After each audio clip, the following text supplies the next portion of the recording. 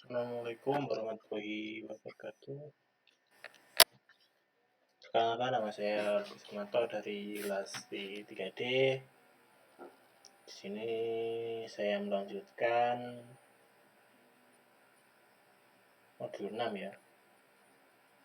Data, link layer atau lapisan satuan data. Ya.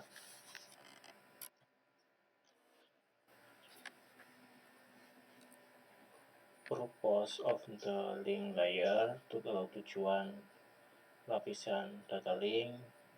Lapisan data link adalah jaringan komunikasi memiliki tujuan dan fungsi penting dalam mempersiapkan komunikasi untuk transmisi melalui media fisik tertentu. Berikut adalah tujuan fungsi dari lapisan data link. Yang pertama yaitu framing atau pembentukan frame. Lapisan data link mengambil aliran data dari lapisan fisik dan membaginya menjadi paket-paket kecil yang disebut frame. Setiap frame memiliki awal dan akhir yang jelas serta alamat yang memungkinkan perangkat penerima mengidentifikasi sumber dan tujuan frame. Yang kedua yaitu adalah addressing, pemberian alamat.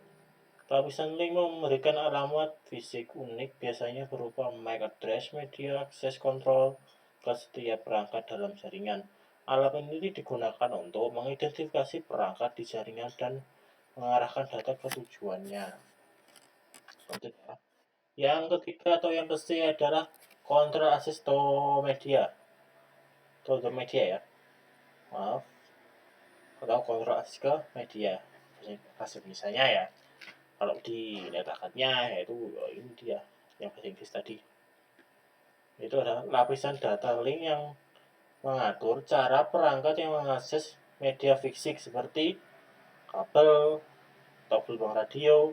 Ini termasuk manajemen konflik saat beberapa perangkat mencoba mengirim data secara bersamaan yang disebut dengan metode akses seperti GSMA atau CD ya, dalam jaringan internet.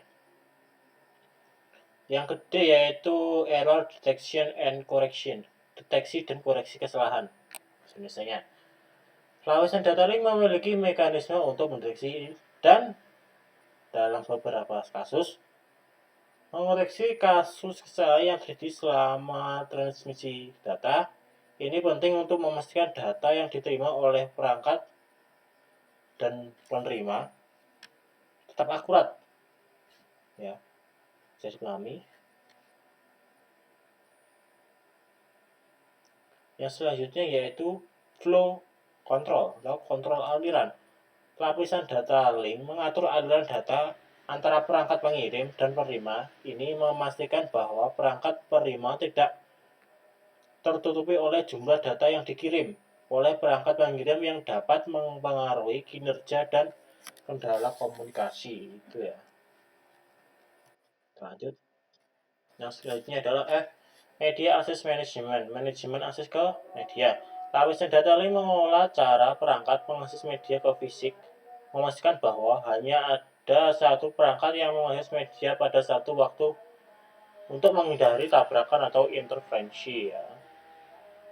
Yang selanjutnya yaitu link layer address resolution, resolusi alamat lapis data link. Lapisan data link bertanggung jawab untuk mengikat ke alamat fisik atau MAC address dengan alamat jaringan, misalnya alamat IP, dalam proses yang dikenal sebagai ARP atau Address Resolution Protocol. Lapisan data link berperan sebagai jembatan antara lapisan fisik yang mengurus transmisi sinyal dan lapisan jaringan ada yang mengatur rute dan pengiriman data antara perangkat dan jaringan. Dengan melakukan fungsi-fungsi ini, lapisan data link memastikan bahwa data dapat dikirim dengan efisien, andal, dan aman melalui media fisik tertentu dalam jaringan. Gitu ya. Kita lanjut. Yang kedua yaitu topologi,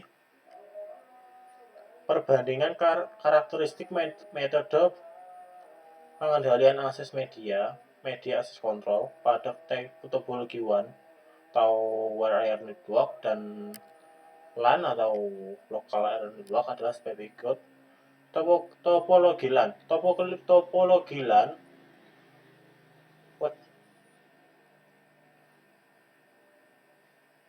metode akses media yang umum digunakan adalah Ethernet yang memungkinkan protokol CSMA atau CD pada topologi kabel tembaga. Karakteristiknya ya, LAN cenderung memiliki area cakupan yang lebih kecil, seperti dalam gedung atau lokasi yang fisik yang terbatas. Jadi ya terbatas ya kalau LAN itu.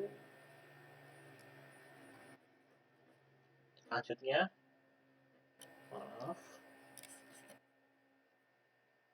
perangkat dalam LAN dapat terhubung menggunakan kabel tembaga seperti Ethernet atau dari kabel seperti Wi-Fi. Metode akses media dalam LAN lebih cocok untuk jarak pendek dan lingkungan yang padat seperti kantor atau rumah. Metode ini cenderung lebih sederhana dan memiliki latensi rendah. Yang selanjutnya yaitu topologi WAN. Metode akses media pada WAN dapat bervariasi, tetapi metode nirkabel seperti 4G, 5G, dan metode kabel optik serat optik ya, sering digunakan untuk menghubungkan lokasi yang terpisah jauh. Karakteristiknya WAN ya mencakup area geografis yang lebih luas seperti kota, negara, atau bahkan seluruh dunia. WAN sering menghubungkan berbagai teknologi media termasuk serat optik, gelombang radio, dan satelit untuk menghubungkan lokasi yang jauh. Yang selanjutnya yaitu metode WAN ini dirancang untuk jarak jauh dan kondisi berbeda-beda, sehingga dapat mengatasi latensi dan kecepatan transmisi yang lebih tinggi. WAN sering menghadapi tantangan yang berbeda seperti interferensi, kendala dan dalam jarak jauh.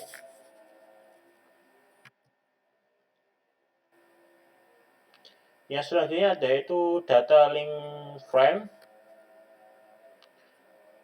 Frame data link adalah sebuah paket data yang digunakan dalam lapisan data link. Dalam model referensi jaringan OSI, berikut adalah beberapa karakteristik dan fungsi dari frame link. Yang pertama yaitu karakteristik frame dan data link.